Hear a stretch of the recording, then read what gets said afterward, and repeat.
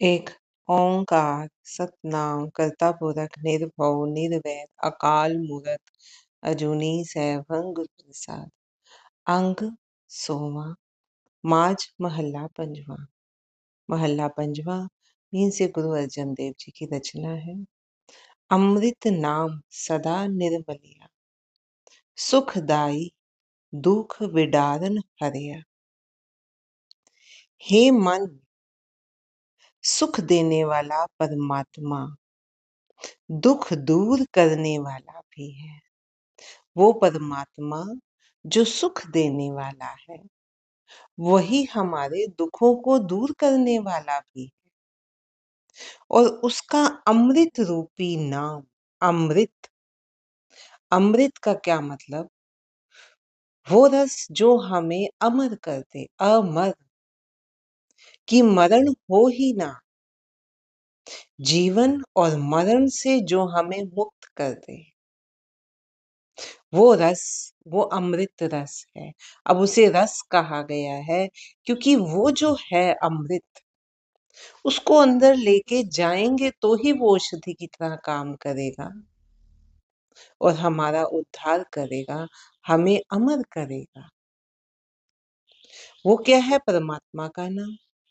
अब परमात्मा का नाम पीने को कहा गया है, मीन्स हम उसे अपने अंदर तक बसाएं। जब वो अंदर तक बस जाएगा तभी वो अपना प्रभाव भी दिखाएगा और हमें अमर करेगा। क्या कह रहे हैं गुरु महाराज? हे मन, सुख देने वाला परमात्मा दुख दूर करने वाला है और उसका अमृत रूपी नाम सदा निर्मल बना रहने वाला है।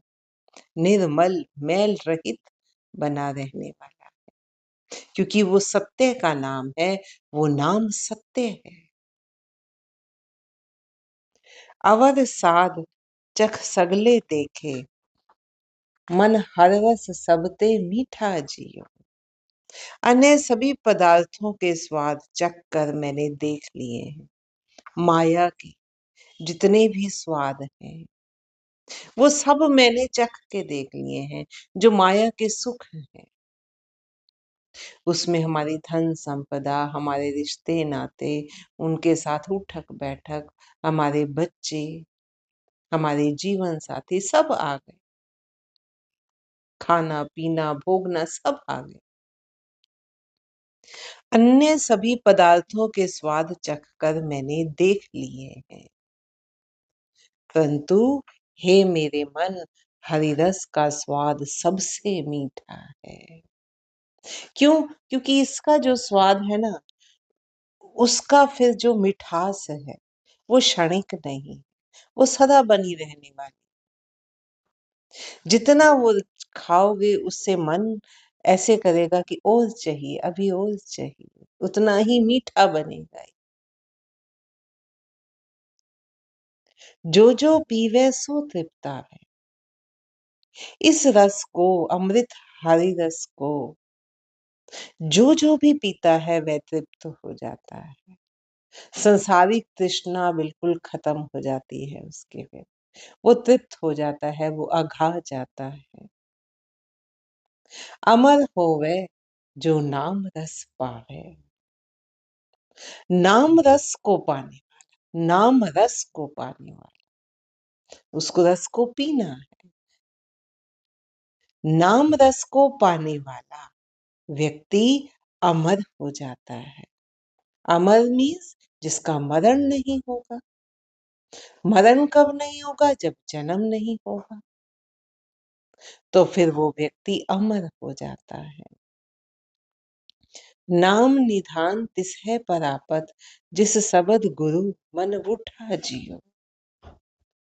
नाम का खजाना उसे ही प्राप्त होता है जिसके मन में शब्द गुरु बस जाता है। ये नाम का खजाना उसे प्राप्त होता है जिसके मन में शब्द गुरु बस गया, गुरु के उपदेश बस गए, गुरु की शिक्षा बस गई।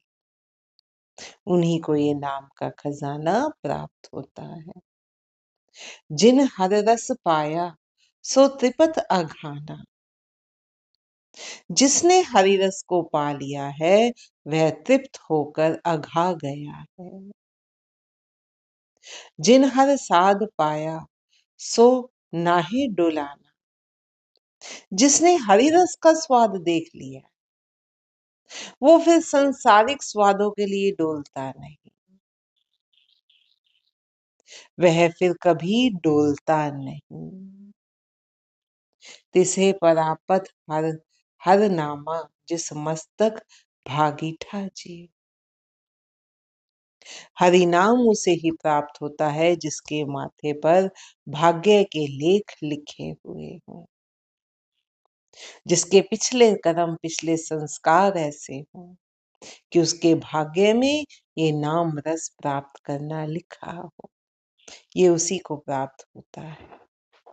या हम सत्य का मार्ग अपना लें।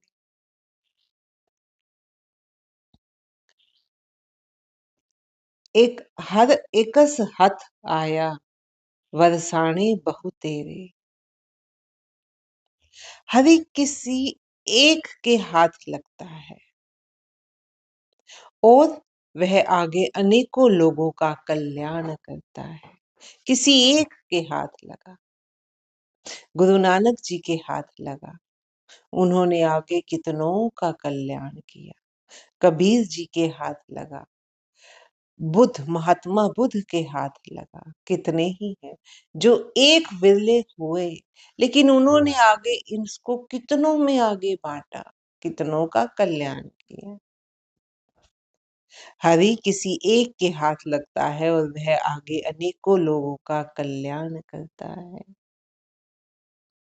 तिसलक मुकत भये घने। वो आगे बहुत को बताता है वो नाम और उसके साथ लगकर बहुत लोग मुक्त हो जाते हैं। नाम निधाना गुरमुख पाइए, कहो नानक विरली डीठा जियो। गुरमुख बनकर ही से नाम का खजाना प्राप्त होता है, गुरुमुख बनकर। अगर हम गुरु के उपदेशों को मानेंगे, गुरु के कहे वाक्यों को मानेंगे, अगर हम मानेंगे गुरु के वाक्यों को, तो गुरु भी हमें फिर सही समझकर हमें और ज्ञान देता है, हमारे विकारों को दूर करने का हमें रास्ता दिखाता है। गुरु भी तो देखेगा ना कि अगले का पात्र कैसा है। जो गुरु के वाक्यों को मानता है, जो गुरुमुख बनता है, उसे ही नाम का खजाना प्राप्त होता है। और हे नानक, वह खजाना किसी विरले को ही दिखाई देता है। नाम निधाना गुरमुख पाइए, कहो नानक विरली डीठा जियो।